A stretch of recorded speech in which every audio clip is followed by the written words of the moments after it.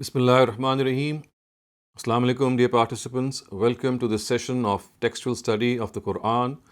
In our previous session, we have started to literally translate verses 163 and onwards.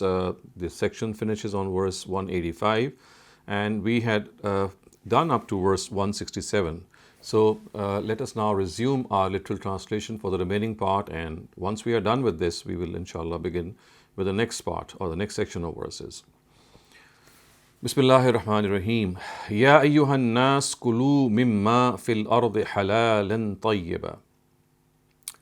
Ya ayyuhan nas, O people, kulu, eat, mimma, that from, fi, in, al ard, the earth, halalan, which is halal or which is lawful, tayyiba, which is pure. So the idiomatic translation would be eat which is lawful and pure from the earth. And of course, implying that whatever is lawful, whatever is pure, whatever is wholesome that you find in the earth is something that you can consume. وَلَا تَتَّبِعُوا خُطُوَاتِ الشَّيْطَانِ wa and la not. تَتَّبِعُوا, you follow. خُطُوَات, the ways. So it's the plural of khutwa. So khutwa means steps or way. So khutwa means the steps, a shaitan of Satan. And do not follow the steps of Satan. Innahu, inna, indeed, who is he referring to? Satan. Innahu, indeed he, lakum, la for kum, you. Indeed he for you, aduvun. Aduvun is enemy. Mubin, someone who is absolutely evident. He is your inveterate foe. So indeed he is your open enemy, he is your evident enemy, someone who that you can really recognize very easily. Innama, only, ya'murukum, he suggests to you, bisuwi, evil, wa and, al-fahsha. Fahsha means lust and lewdness. Wa and, that. Taqulu, you say. Alallahi, on God. Ma, that. La, which. La is not. Ta'lamun, you know. So he entices you, he suggests to you what is evil and what is fahsha. He suggests to you what is su and he suggests to you what is fahsha. So ba is basically a preposition which comes with the word ya'muru. So we know what prepositions are. They are letters or words which come with verbs, and verbs, they always use prepositions in order to connect themselves with objects which are the maf'ul. So innama ya'murukum bisu would mean that he only suggests to you what is evil and what is lustful. And that you say over God or on God that which you do not know. Ma, that, la, not, no, ta'lamun, no. Which in other words means that you impute to God what you do not know. And of course this refers to the bid'at and the religious innovations which often are done at the behest of Satan. So behind each religious innovation is Satan. So what does Satan do? He is, first of all, the Quran tells us, he is an open enemy, and he is the person, or he is the one who entices you, who suggests to you, who lures you towards evil and towards lustful activities. And that you ascribe to God and that you attribute to God what you do not know. An taqulu ala Allahi ma la ta'lamun. Wa and, iza, when, qila lahum, said to them. Qila is one word, qila is of course a verb, la is again a preposition. So qila is one word, hum, them. When it is said to them, ittabi'u. Ittabi'u means follow. Ma, that. Anzala, revealed. Allah, God. So when it is said to them that follow what God has revealed, follow that what God has revealed. Qalu, they reply, bal, in fact, nattabi'u, we shall follow, ma, that, alfaina, we found, alayhi, on it, aba'ana, our forefathers. So when it is said to them that you follow what has been revealed by God, in reply they say, no, we will in fact follow what we have found our forefathers to be on. Ma alfaina, what we have found. Alayhi, on which. Aba'ana, our forefathers. Ava law kana aba'uhum. Ava, is it not? Law, if. Kana, were. Aba'uhum, their forefathers. La, not. Yaqiluna, without any sense or without any intellect. Shay'an, even a little bit. Wa, and la, not. Yahtadun, guided. So when it is said to them that you follow what God has revealed to you, they reply that we will only follow what we found our forefathers to be on. Now this is now replied, this is responded to by the Quran in the words, أَوَلَوْ كَانَ آبَاؤُهُمْ, is even when their forefathers la yaqiluna shay'a, do not use their senses in any way, wala yahtadun, and are not guided. So the Quran is responding to them by saying that will you still follow your forefathers if your forefathers are not using their intellect in any way and are also not guided? So this is a question which of course is not answered by them. Their answer is not recorded because such questions are not meant to elicit any answer. Such questions are just meant to rebuke the people who are addressed. Va, and masalul lazina, the example of those kafaru, who have disbelieved. Kamasale is the example of allazi, he, yan'iku, cries out, bima la yasma'u, with that which la yasma'u, he does not hear, illa, except, du'a, a call, nida'a, again these two words are similar, and of course if you can translate them in a way that you can translate them in a similar way, or you can translate them in a way that they are implying the fact that nothing is heard. It's like a comprehensive statement of fact. So the idiomatic translation would be that the example of the people who have disbelieved is the example of a person who calls out. What does he call out? Bima la yasma'u illa du'a. He calls out those things, la yasma'u, which do not hear except the cries and the shouts. So it's in fact being said that the example of people who have disbelieved is the example of a person who calls out those people or those things who just hear the voices and the sounds, and that is all. They're just hearing voices and they're not understanding them. Now the comment of the Quran makes on them is summum bukmun umyun fahum la yaqilun. Summun is dumb. Summun is deaf. Bukmun is dumb. Umyun is blind.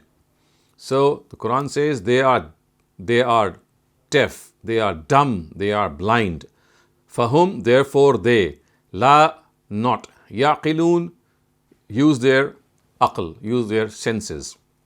So the Quranic comment is that the example of such people who have disbelieved is the example of a person who calls out the people, and those people hear nothing but shouts and voices. In other words, it's like a voice that is not heard, it's a voice that is not understood, it's a voice that has no response. So such are the people. When you try to talk to them, it is as if you are talking to deaf, dumb and blind people. And then the Quran says, Fahum la yaqilun, these are the people, therefore, who are not going to use their intellect. Ya ayyuhallazina amanu, O people who have professed faith. This is a very common expression in the Quran. Ya ayyuhallazina amanu. O people who have expressed faith, or you can say, O believers. You can just translate it, O believers. Kulu, eat. Min, from among. Tayyibat, pure. Ma, that. Razaqnakum, we have given you. We have given you. Wa, and. Ushkuru, be grateful. Ushkuru, be grateful. Lillahi, towards God or for God. In, if. Kuntum, you. Iyyahu, to him, ta'budun, worshippers. So, idiomatically, the translation would be, O believers, eat from among the pure things that we have given you. Wa, and be grateful to God if you are really those people who worship Him. Of course, referring to God. Now, this is something that we have to understand, that as far as the Quran is concerned, when it uses the words tayyibat, it refers to the fact that things which are pure or which are wholesome. And what exactly does purity mean? Purity here actually means things which are conducive to human nature, things which are very, very, to which human nature is very, very akin to. It draws itself towards such things. And the opposite of tayyibat when used in this context is khaba'is. So the Quran says that eat which is pure, which feels pure to your nature, which is conducive to your nature, which is close to your nature, and avoid things which are unwholesome or which are at a distance from your nature. Innama, indeed, harrama, has been prohibited, or because of the fact that God has already mentioned, so He is not mentioned here. Allah is mentioned in the previous verse. So, innama harrama alaykum it would actually mean innamallahu harrama. So, indeed, God has prohibited alaykum, on you, al-maytatu, the dead, wa, and dam, the blood, wa, and lahm al-khinzir. Lahm al-khinzir means the flesh of the swine. Khinzir is swine, lahm is flesh. Wa, and ma uhilla bihi li ghayrillah. This is a term which means that which is slaughtered without taking God's name. So ihlal basically means to slaughter some animal by taking God's name. And here it is said that which is slaughtered without taking God's name, ma uhilla bihi li ghayrillah, would mean that on which God's name has not been taken. Wama, and that, and not uhilla bihi, not taken name of God. Or you can say, in fact, the translation here would be wama uhilla bihi li ghayrillah, or it is slaughtered such that the name of someone other than God has been taken. So let me correct my translation. So it's ma uhilla bihi li ghayrillah. So that which has been made halal, or which has been on which God's name has been taken, has not been taken. In fact, what it is saying is anyone except God's name has been taken. So ghayrullah would mean someone who is not God. So anyone except God's name is taken. So that is the fourth thing which is mentioned here. So idiomatically we can say, indeed, God has forbidden you the dead, or the carrion as we would say, the dead, meat of the dead animal, and blood, and flesh of the swine, and that which is slaughtered such that someone except God's name is taken. So someone other than God's name is taken. So these are the four things which have been prohibited. For therefore, man he uzturra, compelled, ghaira, without, baghin, being desirous, wa, and la, not, adin, crossing the limits, fala isma alayhi, therefore not, isma, sin, alayhi, on him. So idiomatically we will say, therefore he who is compelled, faman isturra, therefore he, man is he, isturra, compelled. So therefore he who is compelled, such that he does not have a desire, nor is he going to exceed limits. Ghaira bagh, he does not have a desire. Wa, and la, not, adin, exceed limits. Fala ithma alayh, therefore there shall be no sin on him. So what is being said here is that these things which have been forbidden, they can be consumed if a person is compelled, in compelling circumstances, except that the person should not have any desire to eat them in a very relishing way. He should eat as much as is needed to keep him alive. And wala aad, of course, that would mean that he does not crosses any limits in this regard. So if these are the conditions that are met, then you can even consume the things which have been prohibited. So the Quran says, fala ithma alayhi, there is no sin. Ithm is sin, alayhi, on that person. Inna, indeed, Allah, God. Ghafoor, forgiven. Rahim, merciful. So indeed, God is forgiving and merciful. This means that although all these four things have been expressly forbidden, but people who are driven to compulsion because of any situation such that they don't desire these things, not out of their want that they are having these things, nor do they cross limits by having them in excess.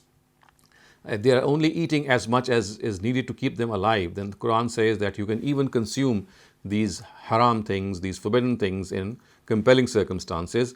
And then these beautiful words, Inna Allaha Ghafoor Rahim, because remember, God is forgiving and merciful. He is not going to take you to task for things that are beyond your control. If your situation is such that what is lawful is not available to you and you're compelled to eat these haram or unlawful things, then God is very merciful. He's going to forgive you.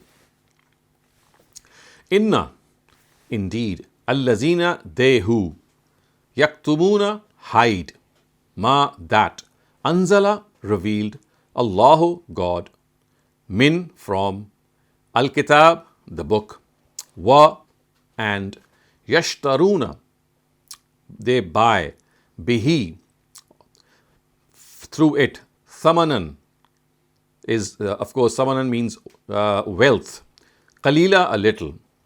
So idiomatically, the translation would be, indeed those people, inna allazina, indeed those people, yaktumuna, who hide, ma anzalallah, what God has revealed from the book, wa yashtaruna bihi, and for this they buy through it some trivial wealth. They gain some trivial or some small wealth. What is going to happen to them? The Quran says, Ulaika, it is they, ma, who, yakuluna, swallow, fi, in. Butun is the plural of batan, and batan means stomach. Him, theirs. So it is these people who swallow in their stomachs. What do they swallow? Illan nara. I mean, ulaika ma, in fact, ma here is ma of negation. So the translation would be, ulaika, indeed, ma yakuluna, they will not eat or they will not swallow in their stomachs except an-nar, except what? Except the fire. So viewers, this is a very common structure of the Quran in which ulaika, when it occurs in this way, ma, when it is said, you shall not go there except when this happens. So this is a structure of the Quran, of verses that you'll encounter very common in the Quran. Ma is of negation and illa is of exception. So here the implied meaning is these people shall not eat into their bellies, shall not swallow into their bellies except the fire, which means that they will only swallow fire. Wa, and, la, not. Yukallimuhum, yukallimuhum means talk to them. Allah, God. Wala yukallimuhum would mean God will not talk to them. Wala yukallimuhumullah, God will not talk to them. Yawm al-Qiyamah, the day of judgment. Wa, and, la, not. Yuzakkihim, he will also not purify them. Wa, and, lahum, for them. Azab, torment. Aleem, grievous. So the Quran says that basically people who hide what God has revealed from the book. So this was a very common practice of the Jews. They would hide certain directives from their masses. So the Quran says whoever are guilty of this crime, that they hide what God has revealed from His book, they actually gain something very, very trivial. And these are the people who swallow only fire in their bellies, which means that on the day of judgment, their fate will be that they shall be consigned to the fire, to hellfire, and God shall not talk to them on the day of judgment. Neither will He purify them. And for them, walahum, for them, azabun aleem, a grievous torment.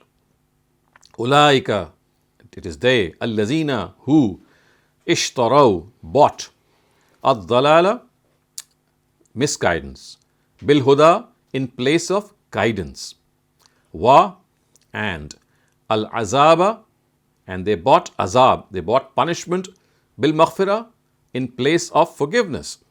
So the Quran says these are the people who have bought misguidance in place of guidance, and they have bought punishment in place of maghfirah. The word ishtara is, of course, a word which is among the azdad. Azdad means a word which has opposite meanings as well. So it also means to buy, it also means to sell.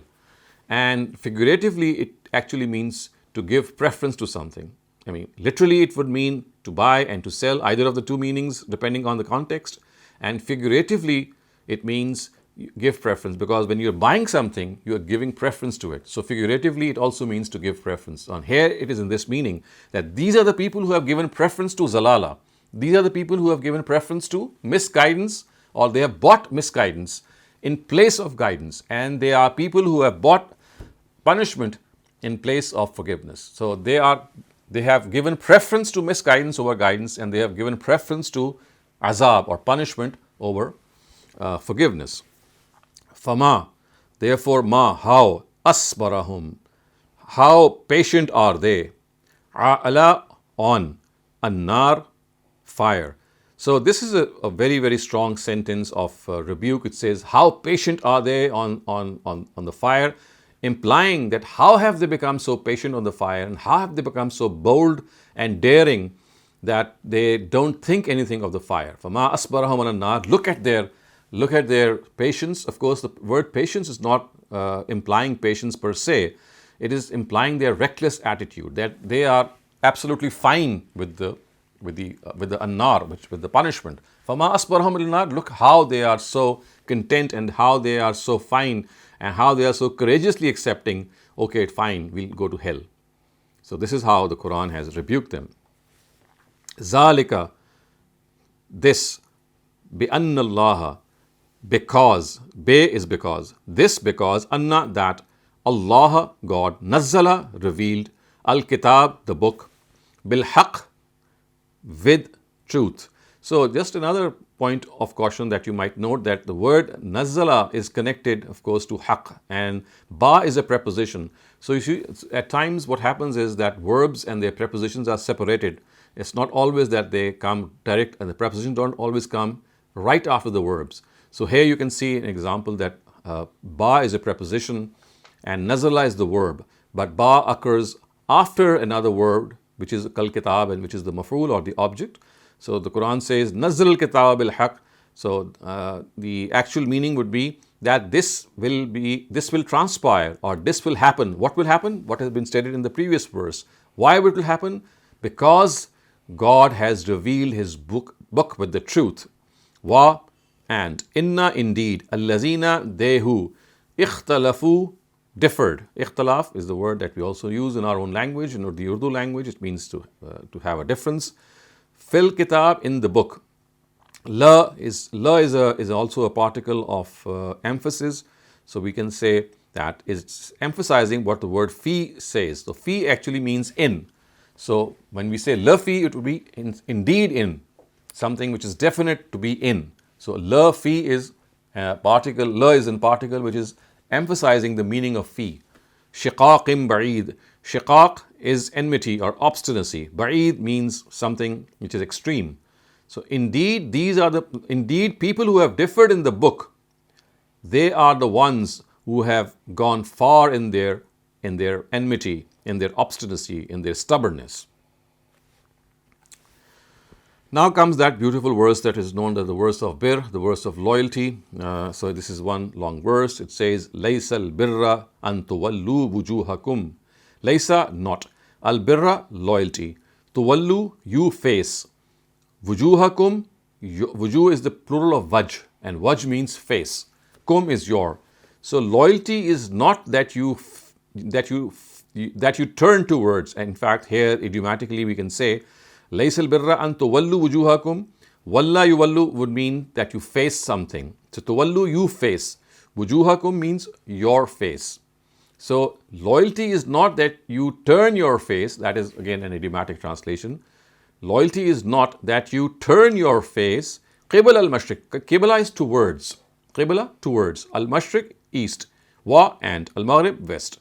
So loyalty is not that you turn your faces. So because the word wujuh is the plural of wajh, so we will translate it in the plural. So loyalty is not that you turn your faces towards the east and towards the west.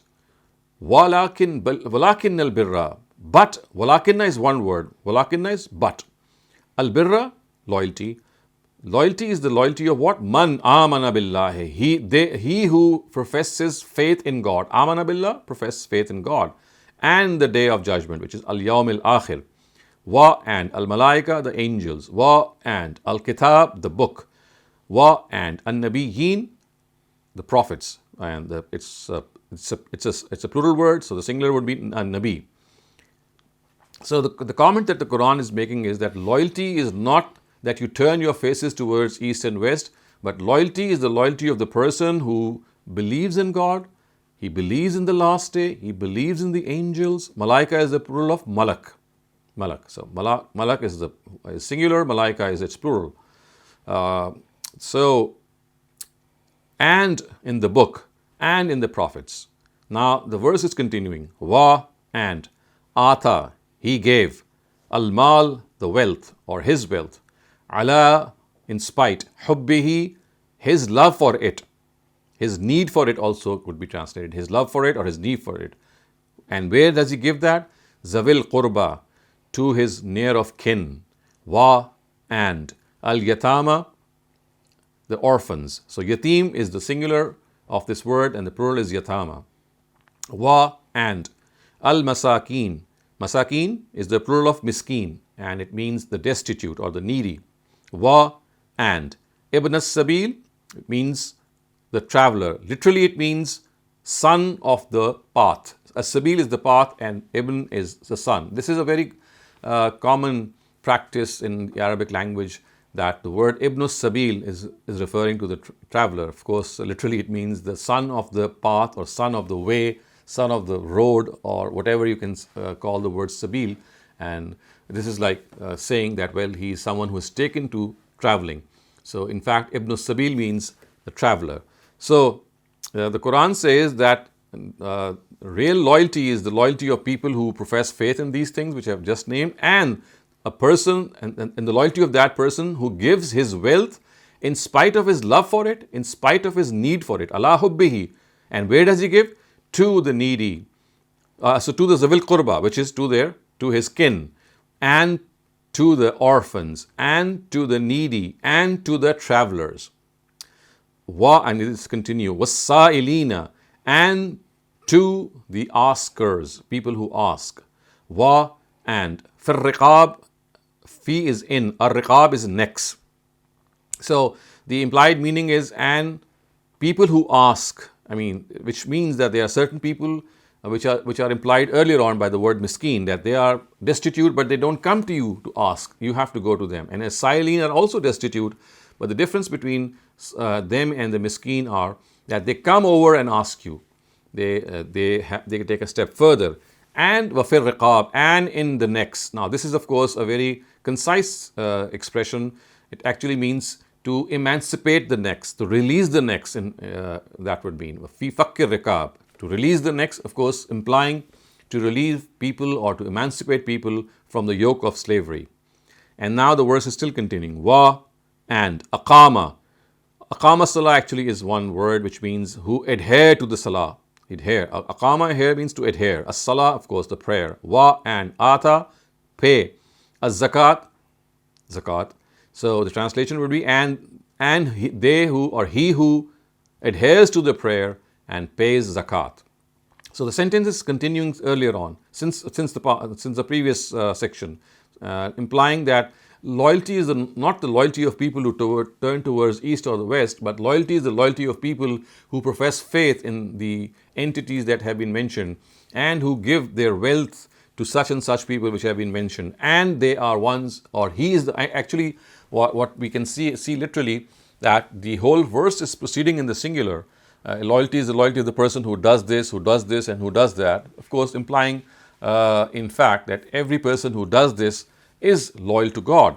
So it would mean wal mufuna bi ahdihim, and they are the ones. Wal mufuna, fulfill, from the word awfa. Mufun, again the word wafa is from this who fulfill something. Mufun, who fulfill.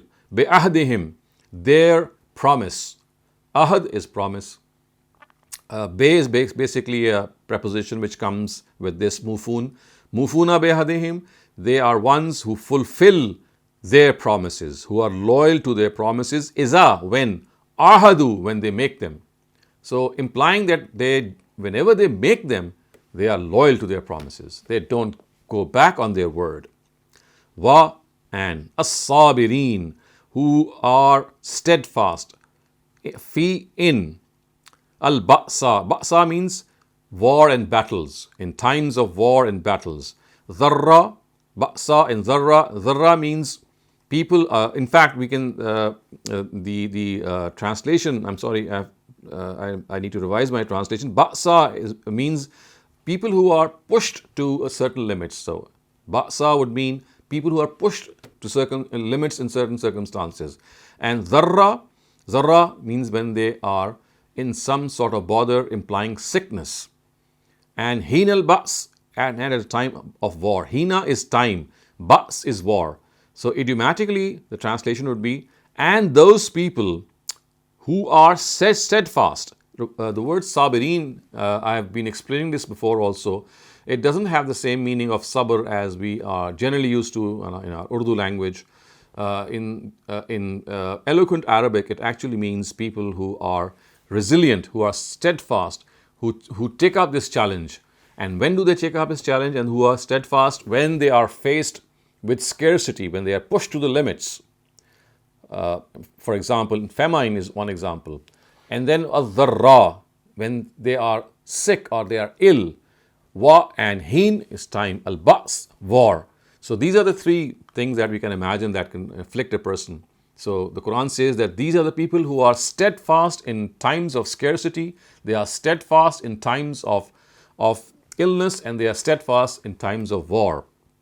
And now the answer or reward for all these qualities are mentioned. Ulaika, they. Allazina, who. Sadaqu, are truthful. So these are the people who are in fact truthful. Ulaika allazina sadaqu, they are the truthful. Wa, and. Ulaika, they are. Ulaika, they. Hum, again, is something which is stressing ulaika, which means only they. Al-Muttaqun, the pious. Only they are the pious. This is how I would literally translate it. But idiomatically, we can say only these people are the pious. Ulaika humul muttaqun. So these people are the truthful, and only these people are the pious. And of course, muttaqun means people who fear God, and that is why we can also translate it as people who are God-fearing. Okay, next we move on. Ya ayyuhal lazina amanu kutiba alaykumul qisasu fil qatla. Ya ayyuhal lazina amanu, as I said earlier on, this is a very common expression of the Quran. Oh, you who believe. Oh, you who believe, or oh, believers. Kutiba has been made mandatory. Alaykum, upon you. Al-qisas, which means retaliation. Fi, in. Al-qatla, murder, or murderer, murder actually. And qatla is the plural of qatil, and qatil is someone who is murdered. So idiomatically we can say, O believers, mandatory upon you is qisas of those who have been murdered. Or Ya ayyuhallazina amanu kutiba alaykumul qisasu fil qatla. O believers, it is mandatory upon you to take the qisas of those who are murdered in cases of murder. Al-hurru bil-hurri. Al-hurr means free person. Bil-hurri, in place of the free person. Al-abd is slave. Bil-abd, in place of the slave. Va, and. Al-untha is woman. Bil-unsa, in place of the woman. So what is implied here is that the person who is free, that same person shall be killed in place of the free person. Wal abd bil abd, that slave will be killed in place of the slave, which means that you will not kill anyone else but the murderer. If he is a free man, you'll kill that free man. If he is a slave, you'll kill that slave. And if he is a woman, you'll kill that woman. And I've explained this earlier on, that in the times of Arab Jahiliyyah, they would not just confine themselves or limit themselves to killing the murderer. They would take revenge by killing other people as well. So the Quran says, no, this is not on. As far as murder is concerned, al-hurru bil-hurr, which means free man, that free man in place of the free man. I mean, you will kill the person who has murdered in place of that person. And similarly, and in other words, what is being implied here, that complete equality or justice will be observed in qisas. Therefore, man he, ufiya lahu, he has been forgiven, min akhihi, from his brother, shay'un, something, fattiba'un, should be followed, bil ma'roof, according to the customs, va, and ada'un, payment, ilayhi, or payment or just discharging of something, you can translate it either way, ilayhi, towards him, bi ihsan, with goodness. So, faman ufiya lahu min akhihi would mean, therefore, for whom there has been some forgiveness. In other words, a person who has been forgiven from his brother in a way, shay'un, something, fattiba'um means that forgiveness will be followed. How it will be followed? Bil ma'roof, according to the custom. Wa ada'un ilayhi, and payment or something that should be given to him should be given to him bi ihsan, with goodness. I've already explained this, that it refers to the fact that if the family of the murdered person and of course the government, they both agree, then the Quran says that this forgiveness shall be followed according to the custom, which means that diyat will be paid according to the amount which is the custom of the society, and should be given with goodness. Ada'un ilayhi bi ihsan, it should be given to him with ihsan. Zalika, this, takhfifun, reduction, min rabbikum, from your Lord, wa, and rahma, his mercy. So the Quran says this is the reduction from your Lord and his mercy. What is the reduction? The reduction that if they forgive the murderer, then if the murderer is forgiven by the family of the murdered person and the state, then the Quran says that the matter will be settled on the basis of diyat. And this reduction, which means that now life is not being taken in place of life, it is being reduced. What is the reduction? Reduction means that in place of life, now some money is being offered, which of course is a penalty for the person. The Quran says this is the reduction from your Lord. In other words, you can say this is a concession, something which your Lord has relented on you, and his mercy. Fa, therefore, man, he who, i'tada means exceed the limit. Ba'da, after, zalika, that, falahu, therefore for him, fa, therefore, la, for who, him. So these three letters actually are three words or three different entities. Fa, therefore, la, for who, him. So therefore for him, falahu, therefore for him. What is it for him? Azabun alim, azab, punishment, alim, grievous. So after that, he who exceeds, فَمَنِ اتَّدَى بَعْدَ ذَلِكَ, he who is who is very, someone who crosses the limits after this, then for that person is azabun alim, severe, a grievous penalty. And what exactly is meant by this? Of course, people, if they don't confine themselves to killing just the murderer, and they go to excesses and kill other people as well, then the Quran says, he who crosses the limit, and for him shall be a grievous penalty. Wa, and lakum, for you, fi, in, qisas, haya, life, ya, o, ya is o, uli, belonging, al-bab, men of intellect. So, walakum fil qisas, and for you in qisas is life. Walakum fil qisas, and for you in qisas is life. Ya ulil albab, O men of intellect. Ulil albab is actually one word, and it literally means he who has intellect. He who has intellect, or they who have intellect. In fact, it's a plural. So ulil albab means walakum fil qisas hayatun ya ulil albab, and for you in qisas is life, O people of intellect. La'allakum, la'alla, that you, kum, you, tattaqun, be conscious, be fearing. So by taking qisas, there is life for you, O men of intellect. La'allakum tattaqun, so that you may be conscious, so that you may be pious. Okay. Kutiba alaykum iza hadara ahadakumul maut. Kutiba, made mandatory. Alaykum, on you. Iza, when. Hadara, arrives. Ahadukum, to any one of you. Al-maut, death. So, mandatory upon you when death arrives to any of you, what is mandatory? In taraka khaira. First it is said, if taraka, you leave behind, khaira, wealth. Now comes the part which is made mandatory. And what is that? Al-wasiyya, to make a will. Le, for. Walidain, the parents. Wa, and. Al-aqrabin, the kin, near of kin. And bil ma'roof, according to the custom. So what is implied here is, Kutiba alaykum iza hadara ahadakumul maut, mandatory upon you. Kutiba alaykum, mandatory upon you when arrives death for any of you. In other words, idiomatically we can say, when death arrives for any one of you, it is mandatory upon you, in taraka khaira, if you leave khaira, if you leave any wealth, al-wasiyya, this is the thing that has been made mandatory. Making a will has been made mandatory upon you. And for whom would you make that will? For your parents and for your near of kin. And how should this will be made? Bil ma'roof, according to the custom of the society.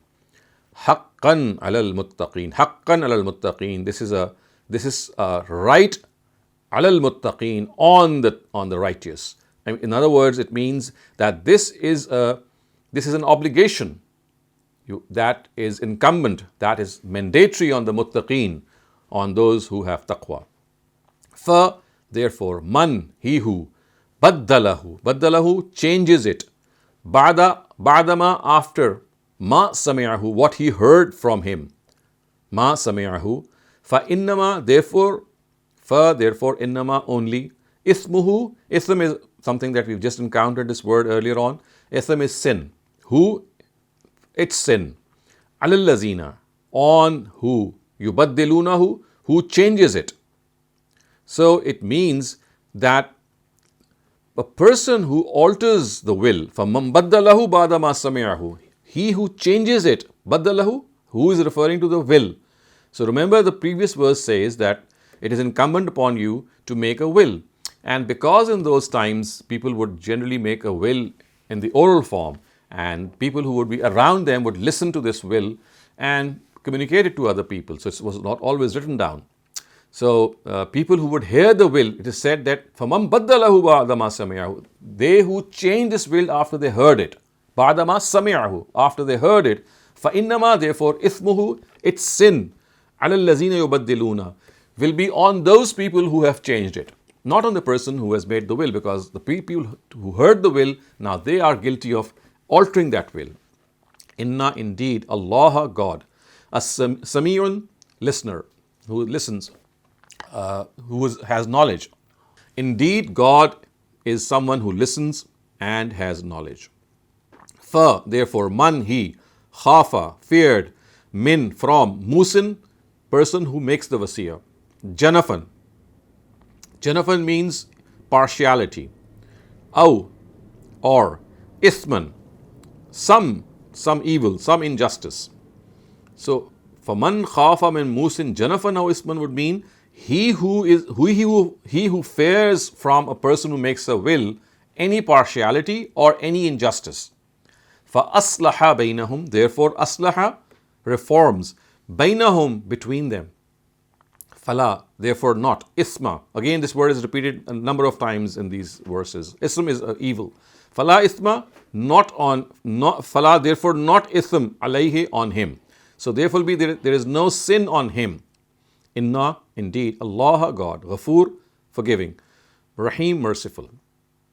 So what is being said here is, first of all, it was said that people who make a will is a mandatory thing, and if it is not written down and people are hearing it, then of course you have to understand that people who hear this will, if they alter it, then the sin is on people who alter it. Alallazina yubaddilunahu, they who alter the will, then the sin of that altered will would be on them, not on the person who had made the will.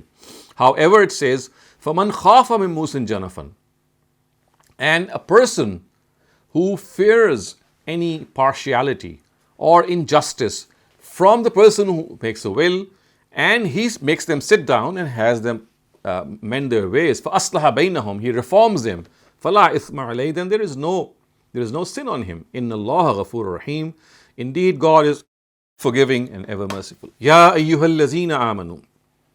Ya ayyuhallazina amanu, you can see this pattern being repeated. O you who believed. Kutiba, made mandatory. Alaykum, upon you.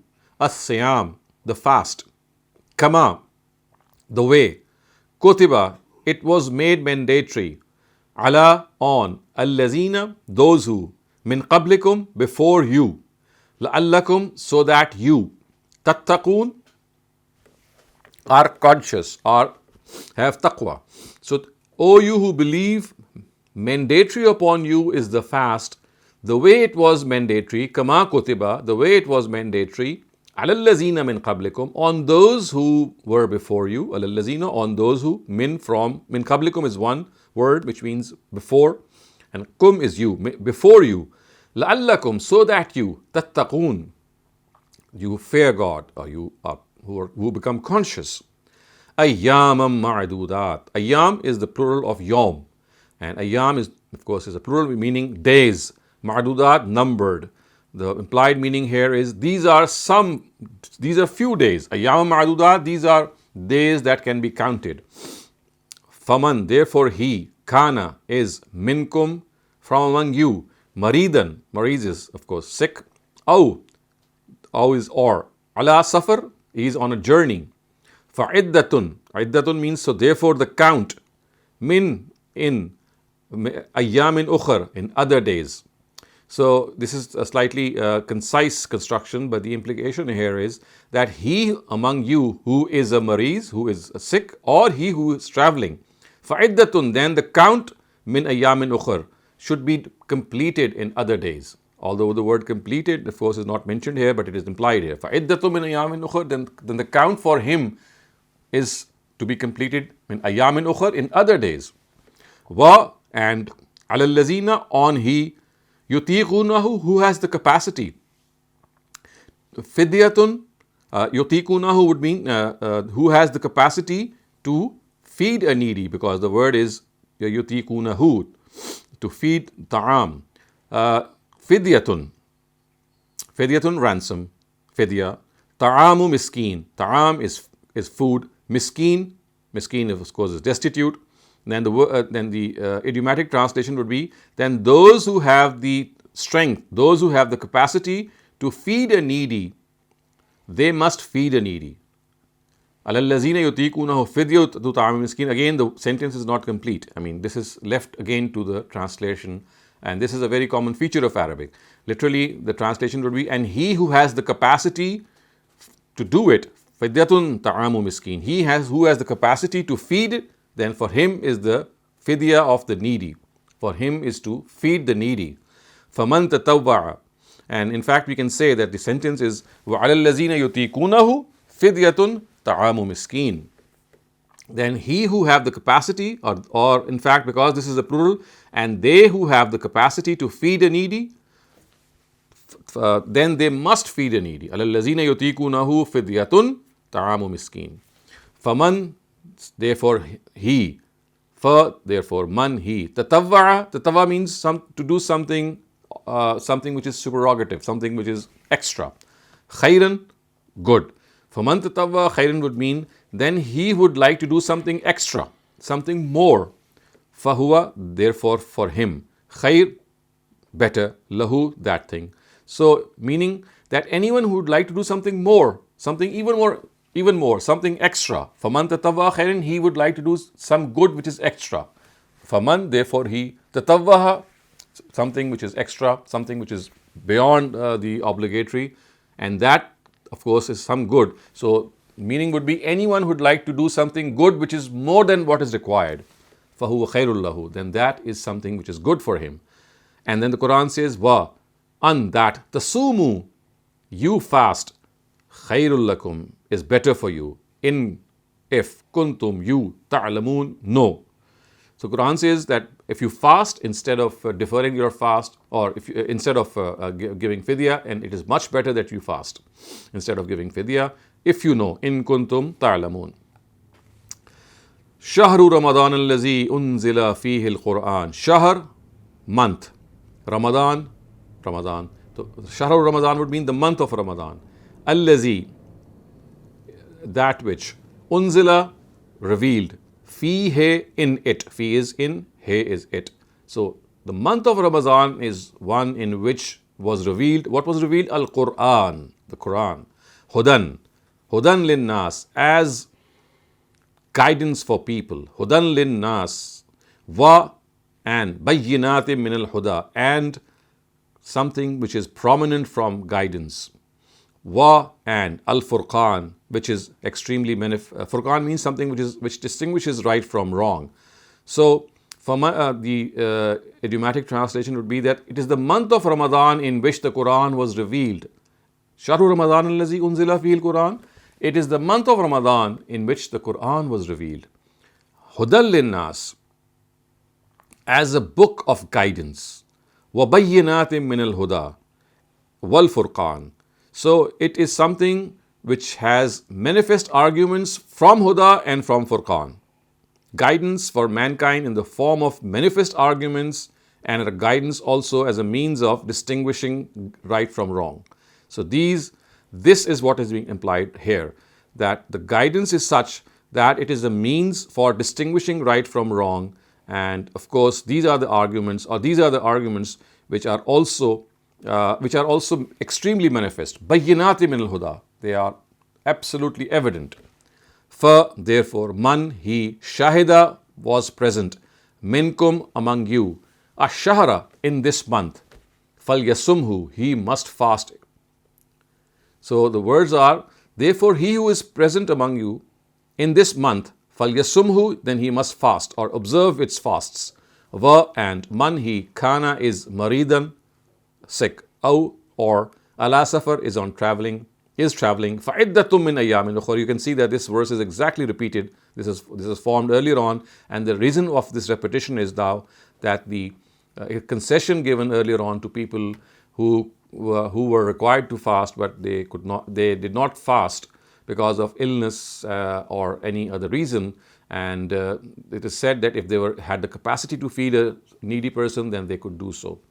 But later on, this was revoked, and it was said that now, if you are on a journey or if you're sick, it's not that you should feed someone. Now it is incumbent upon you that you complete the count. Iddatun min ayyamin ukhar, in other days.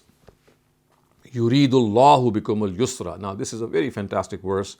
Yuridullah, yuridu wants, Allah, God, bikumul yusr, for you, yusr. Yusr means ease. So the meaning is God wants ease for you. God wants ease for you.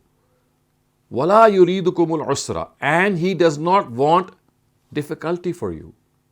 So this is a very, very common pattern in the case of worship rituals, that whenever there is some contingent circumstances, some compelling circumstances, whether it's fasting, whether it's the prayer, whether it's the Hajj, whether it's the Umrah, any other such worship ritual, if you're not able to do it in its ultimate form, the concession is that what best you can do. Therefore, if you are not able to do, for example, wuzu with water for some reason, then tayammum has been prescribed to you. So, and it is on this background that the Quran says, yuridullahu bikumul yusra, that God wants yusr for you. God wants ease for you. Wala yuridu bikumul usr, and He does not want difficulty for you. He does not want you to put you into difficulty. And litukmilu, so that you complete al-idda, the count. Va, and litukabbirullaha, you glorify God. Ala, on, ma, that, hadakum, your guidance. Wa, and la'allakum, you, tashkurun, show gratitude. So this is the reason that the Quran has said here that previously, if you were sick or you were traveling, or you had any other valid reason and you were required to fast but you could not fast, you had two options. Either you could fast in other days, or you could just pay fidya.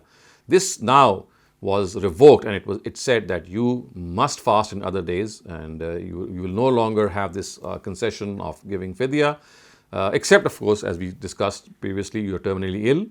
So the Quran says that why is this permission being withdrawn? Once that you have become used to it, there are reasons for this, and that first reason is so that you complete your count. So instead of giving fidya, the number of fasts that you missed, you complete them in the rest of the year. Now, so that the complete count is 30, as it should be. وَلِتُكَبِّرُوا اللَّهَ عَلَى مَا هَدَاكُمْ, and so that you glorify God on your guidance, which means that the month of Ramadan is the month in which you are able to now glorify God. If you're not able to keep those fasts and you have to make them up, then this is how you will glorify God on the guidance that you have received. And وَلَعَلَّكُمْ تَشْكُرُونَ, and so that you are grateful to God. So remember, the month of Ramadan is a month of expressing gratitude to God, because it was in this month that the Quran was revealed, and as an expression of gratitude, fasting was made incumbent.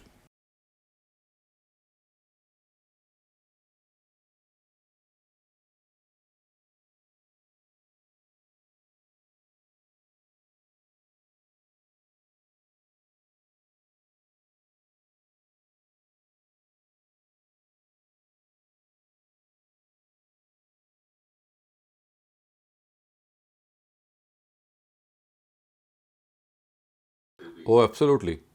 This is absolutely plausible to believe, and this is normally the case in the Quran, that whenever any revocation occurs, whenever any abrogation within a directive occurs, this is something which is always, followed by a lapse of time. But when the Quran is arranged, it is always placed right in front, right after the actual directive, and this is the case in other instances as well. For example, it is in Surah Anfal, it is said that earlier on, if you fight the disbelievers, and Muslims or believers are 1 to 10, believers are 1, and for every 1 you have 10 disbelievers, it is said that they will be dominant on them. And then it says, Al-an khafafallahu ankum. Now God has reduced this responsibility, or you are reduced in your faith. So now 1:2 is the proportion. Now, actually, what would have occurred would be that initially, of course, 1:10 was the ratio which carried on for a substantial amount of time, because the Sahaba were fighting. But later on, this was reduced to 1:2, because now new people who did not have that level of faith entered into the fold of Islam, and the reduction as a result took place. So we can clearly see that this was something which happened over a period of time. But this is a practice, I would say, or the Sunnah of the Quran, I would say that the pattern which the Almighty has adopted in the Quran, that they are placed absolutely adjacent, but this should not give us this impression that it happened immediately. It's only the fact that they are placed adjacent that has to be noted. Yes, sir. A question with regard to your explanation. You said that the Sahaba were present, and therefore the ratio of 1:10 was there, and then it was reduced to 1:2. But the Quran was revealed. While the Quran was being revealed, the Sahaba were still around, weren't they? They were around, but you see, more people with lesser faith were entering the fold of Islam. Not every person who was entering became a Sahabi. Remember that? So Sahaba are people who spent substantial amount of time in the company of Prophet Muhammad. But there were people who were living in distant cities, who had barely a chance to come and meet the Prophet. Remember that not every person who entered the fold of Islam became a Sahabi. So, yet especially this was the case after, the middle of the Medinan period, when people were entering the fold of Islam, near the time when the final onslaught was due, or as the Quran says, يَدْخُلُونَ فِي دِينِ اللَّهِ أَفْوَاجًا, just because of the political superiority or the political impact, a lot of people started to enter the fold of Islam, and they saw that it was a force that had built up. So this is something which we know practically happened. Thank you very much, sir. Thank you.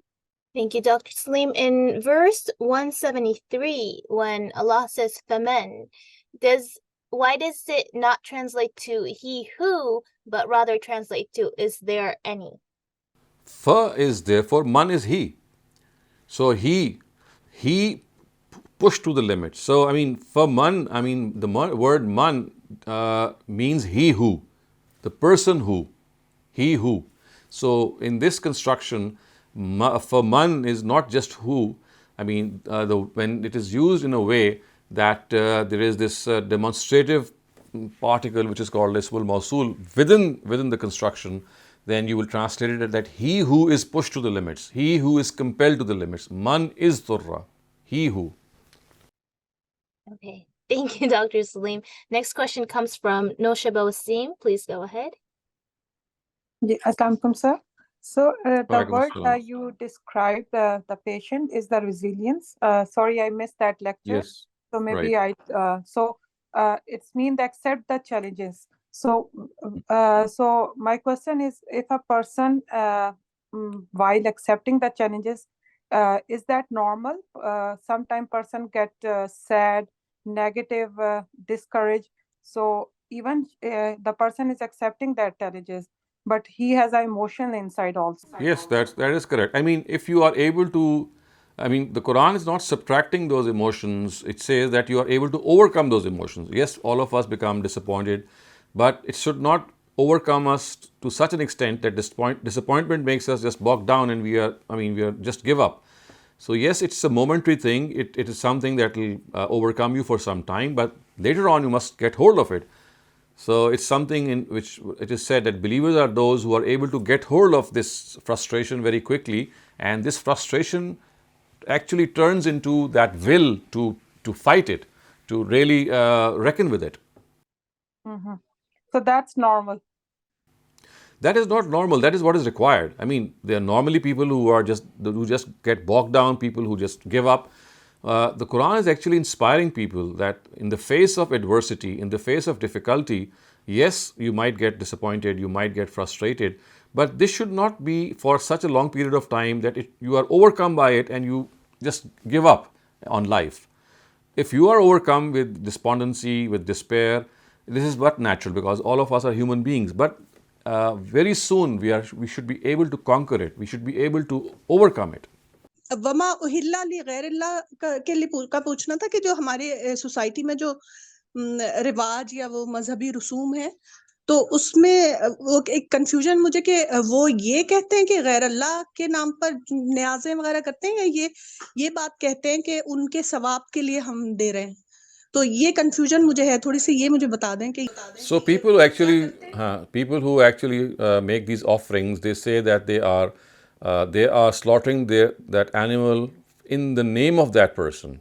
So they dedicate that person to that entity or that animal to that entity, I would say.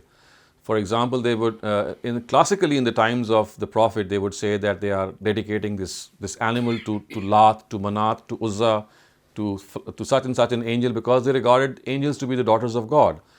So this is what the classical shirk was, that they were not allowed to do so. So by analogy, today if we dedicate that slaughtered animal to any person, I mean to any person who is not God, it would not be allowed or lawful for us to consume the meat of that animal. लेकिन अगर वो ये कहें कि हम उनके सवाब के लिए कर रहे हैं, ये ज़िबा कर रहे हैं, या that is a meaningless thing. That is another thing. If they think that they are doing so in order to, send any, as you said, that is basically for, giving them some reward or asking God to reward them for this. This is what we call as Isal Sawab. So this is something different. If they say so, then you don't have to regard this meat to be unlawful. It's as long as it is not dedicated to that person, if it is fine. Even if the intention is that you think that this slaughtered animal, if you distribute the meat of this slaughtered animal, it is going to go to the poor people, and this good act is going to reward that dead person. This would not make that meat haram. Yes, it is something which is still unjustified because you cannot transfer the reward from one to the other. This would not make it haram, but it would be something wrongful. Haram is only when, or unlawful is only when you are specifically saying that the slaughtered animal is slaughtered for that deity, for that entity, for that person, whoever that may be. Sir ये भी clear हो गया, क्योंकि वो ईसाले सवाब का और ये गैर अल्लाह के उस These are two different. So therefore, if you have to have this distinction, then it is also better to ask those people themselves, and they'll let you know what exactly are they offering that animal for. ठीक, सही, thank you sir, बहुत शुक्रिया। Shabnam, you're up next. Please go ahead. Thank you, Maria. Sir हमने एक previous session में पढ़ा था सफ़ा और मरवा अल्लाह की निशानियों में से हैं और आपने बताया कि इन दोनों में से मतलब मुझे याद नहीं कौन सी पहाड़ी पर हजरत इब्राहिम ने हजरत इस्माइल को पेश किया था कुर्बानी के लिए और सही जो हम करते हैं वो भी उसी की याद कुछ है उसका रिचुअल जो ये है तो सर ये थोड़ा बताएं कि मतलब उन्होंने तो एक तो कौन सी पहाड़ी पे पेश किया तो सही का उससे क्या ताल्लुक है दूसरी पहाड़ी का और उसके दरमियान दौड़ने का sir So he was offered on the hillock of Marwa, and so therefore this was an ancient Arab custom that the person, I mean the animal who would be slaughtered would be made to have would be made to walk around the place of worship and also the place on which he would be slaughtered. So this is to commemorate that we do sa'i, that basically it is I mean the offering that was made, and it, of course it never happened, but therefore because the ancient Arabic custom was that the offering would be made to walk first on the place of worship and at the place where that offering would itself be slaughtered. So this whole custom, which actually related to animals, was adopted for human beings as well. So that is why the sa'i is done, and it commemorates that sacrifice which Abraham intended to make, but of course God did not allow him. And in the first place, God never had this intention to make him sacrifice his son. Thank you sir thank you very much. Thank you, Dr. Saleem. I have a question of my own. So when in one ayah 172, the tayyibati ma razaqnakum, you said the purity is something that people are, that it's like clean food that people are used to, but that can change based on where you are. And I'm not saying something niche like frogs or whatever. I mean things like insects. Some cultures love eating insects, while others, like I, feel grossed out. So how would you still define purity without going into So, I mean, it refers to this human nature, which is, I mean, human nature which is not averse to things. And you see, when you study human nature, you would not study it periodically or a short period of span of time for some small territory. Human nature is something which, over a vast period of time, maybe thousands of years, I mean, the way it has behaved collectively. So that is how we would define as the behavior of human nature towards things that it regards to be wholesome.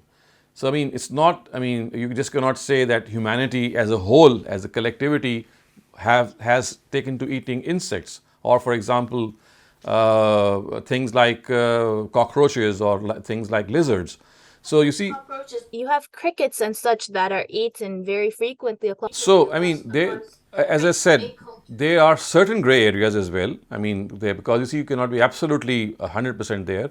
But the thing is that things which are averse to human nature, I mean, if you would like to find them out, it's basically your own self that's going to answer it. But if you ask me that why is it that some people don't conform to it, I will have two answers. I'll say that there are certain deviations that can always be tolerated, and we got an example of this in the times of the Prophet when the Prophet was with Khalid bin Walid once, and Khalid bin Walid actually ate a very big lizard, and that lizard was something which the Prophet did not like at all. And the Prophet said that, Khalid bin Walid actually asked him that, is it haram or prohibited? He said, the Prophet replied, no, it's not haram, it's just that I don't like it.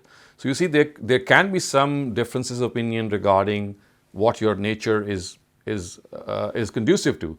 But the second part is that for a longer period of time, if you'd like to ask that, is this a deviation which has occurred or not? Then yes, my answer would be that if you have to study deviation against the fact that there are certain cultures or certain societies in which certain animals are very, very common to eat, then that would be judged over a very long span of time. So, for example, people who would eat dogs, or people who would eat tadpoles or things like that. So for them, we'll say that, look, that human nature, the way it has behaved over centuries, is the benchmark. Assalamu alaikum, Dr. Sir. Walaikum assalam. My question is just about little bit explanation, if you can do that, about the Isal Swab. For example, if my mother she is sick and she can't fast, can I fast on her behalf? And same thing will go. For example, she cannot. I slaughter some animal for her. Well, you see, as far as the deed itself is concerned, if your mother is not able to fast or she's not able to do any worship ritual, she'll get the reward of her intention. Why would you like to do it on her behalf if she's already gotten the reward of her intention? If she's not able to fast because of some illness, God has already relented for her. He has already given this concession that, you can pay fidya and your reward is still with God. It's preserved with God.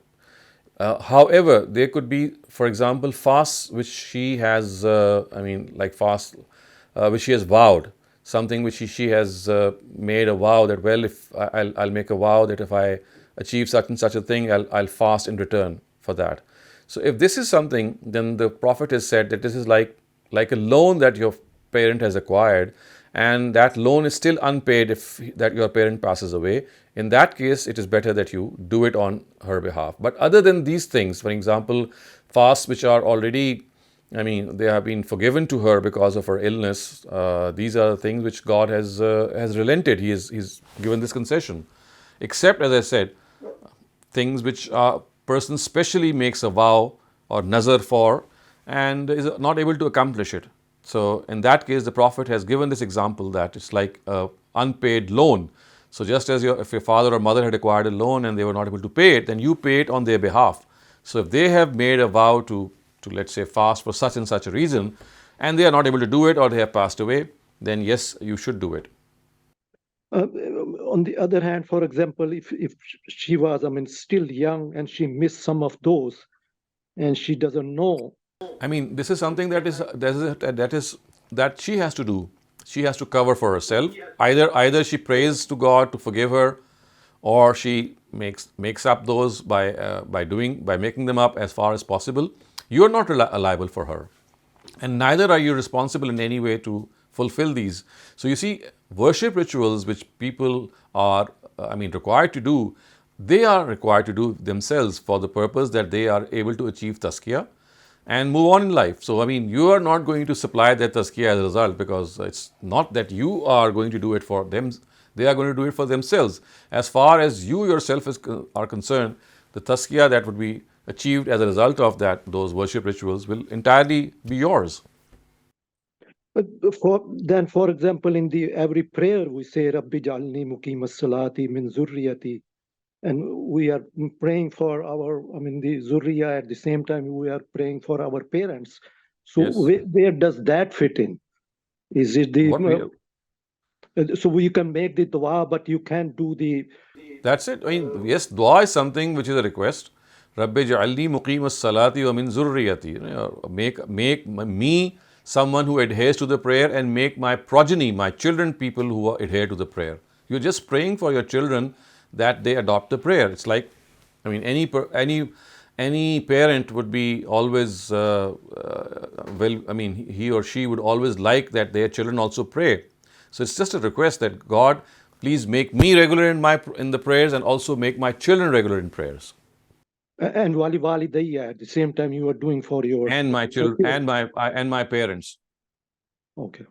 So what I understand, you can make the dua, but if there is some other required, thing, for example, the prayer and the fasting, that they have, everyone is responsible for their own. Of course, yes, that is correct. Okay, thank you, sir. Thank you. Akram, please go ahead. Sir, almost repetition, but people go for Hajj and say, okay, I'm going to do one Hajj for myself, one for my father, one for my mother. That's not good. That's not rewarding them. Actually, you see, again, my contention in this has always been that a person who wanted to do Hajj, and because of lack of resources or lack of health or lack of any other reason, because of which he or she was not able to offer Hajj, the reward for that Hajj is already in store for him or her. So, I don't really understand what exactly is the reason. And I mean, unless of course, as I said, some vow has been made. And at best what you can say, it's more of a psychological satisfaction that you might receive. Otherwise, the person who has died and he or she had the wish and intention, that strong wish and intention, that if God had given her health or resources or the circumstances, he or she would have definitely offered Hajj. So that reward is now with God. I mean, the reward of that intention is sufficient, and it has given that person the same reward as if she has already offered Hajj. Yeah, we sometimes do that to pay our gratitude to our parents or grandparents. Yes, I still not understand why do. I know my own teacher Ghamidi Sahab has recommended this. He also approves of this, but personally I still don't get it. Why should people do Hajj in place of other people when those who are not able to do it have already been rewarded by God for that?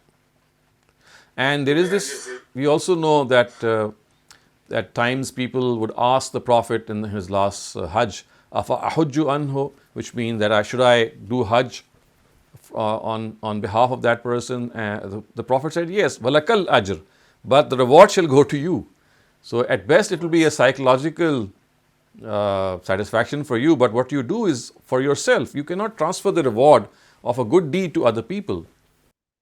So if they had intention to do Hajj and they died before that, Allah did not give them a chance, they will get the reward.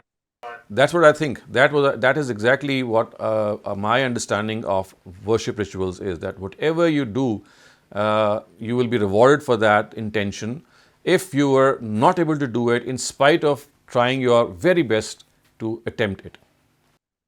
Thank you very much. Thank you, Dr. Saleem. This question in the chat is asking, why did Ibrahim take Ismail between Safa and Marwa? Was that a need or a directive of God? Marwa is a slightly high place, and he just chose that place. That you see, the way you might see Marwa and Safa today is different from they were in the times of the Prophet. There was two small hills, and a better word for them would be hillocks, small hills. I mean, they're like slightly raised, elevated places. So it's very natural that you choose a place, and it seems that this was a place where he went and he could see and spot the Kaaba from there. And he wanted to see and spot the Kaaba, and he placed him while facing the Kaaba or the house of God. So it's just a question that he chose a place that was slightly raised, and from that place he could actually see the Kaaba. Thank you, Dr. Saleem. We're going to take our last two questions, and then that's it for the day. Nosha Bawasim, please go ahead. Sir, my question is regarding the wasiyat. Like, is it compulsory for every person to make a wasiyat before the person die? Well, we have already discussed this, that the verse that is now found in Surah Baqarah was revealed before the law of inheritance had been revealed. So in that case, when the law of inheritance had not been revealed, the Quran had asked every single person who was leaving behind wealth to make a wasiyah in favor of their kins and their relatives and their parents.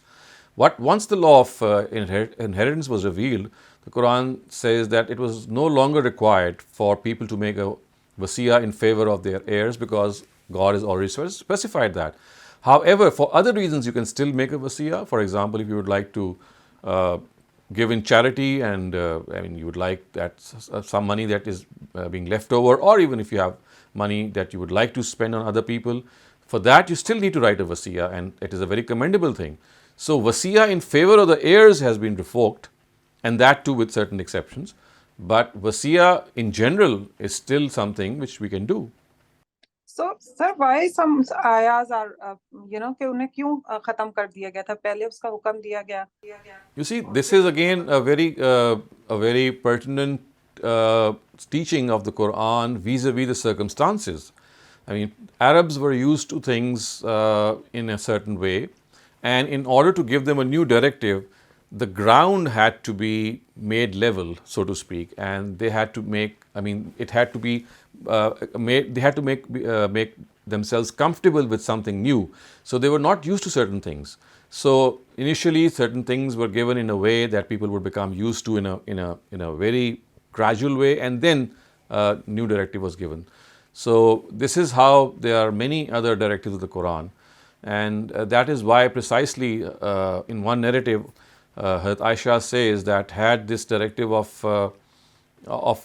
for example, she has said that if adultery had been immediately, proscribed, and people, or let me say it another way, if drinking was something that you would have immediately taken up and people would have stopped on that immediately, they would not have done so because they were so used to drinking alcohol, and so it was proscribed gradually.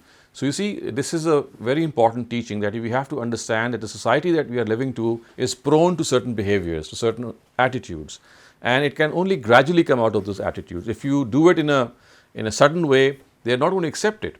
So human nature is such that you have to take a gradual make a gradual way for things which are deeply rooted. So deeply rooted things always need a gradual change.